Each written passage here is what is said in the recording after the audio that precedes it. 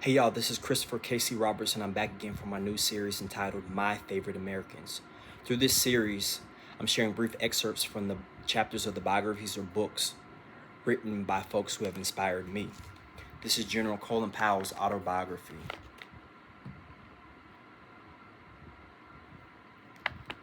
Page 153. I was eagerly scanning the Army Times those days to see who was going to be promoted to Lieutenant Colonel. I was on the promotion list, but my sequence number had yet to come up.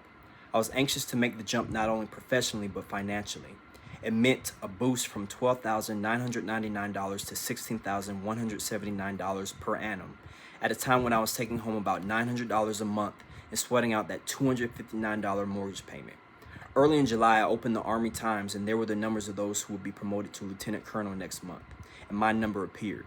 It was not an early promotion this time. Still, I was doing fine, a couple years ahead of the pack. I managed to track down a captain at the military district of Washington and asked him how I went about getting formally promoted. "Damned if I know, sir," he said. "I thought there ought to be some ceremonial fuss." I solved the problem by assembling the troops in the family room at 14605 DeSoto Court. Alma was out, and I was babysitting.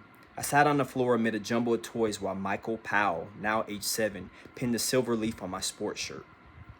The witnesses were Linda, 5, and our most recent arrival, Anne-Marie Powell, watching with minimal interest from her infancy. Anne-Marie had been born 2 months before, on May 20th.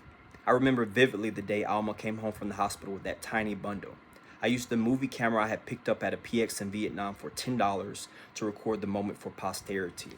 As Alma got out of the car, Mike rushed up, excited and curious.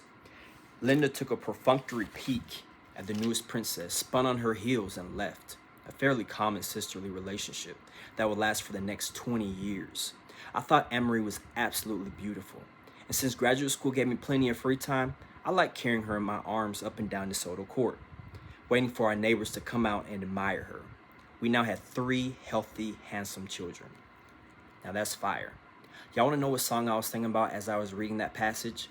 Stevie Wonder's "Isn't She Lovely?" One of the phrases that General Colin Powell often repeated was "perpetual optimism is a force multiplier." So I encourage you to be perpetually optimistic. Hope y'all enjoyed this segment of My Favorite Americans, and tune in soon for another episode of My Favorite Americans. Peace.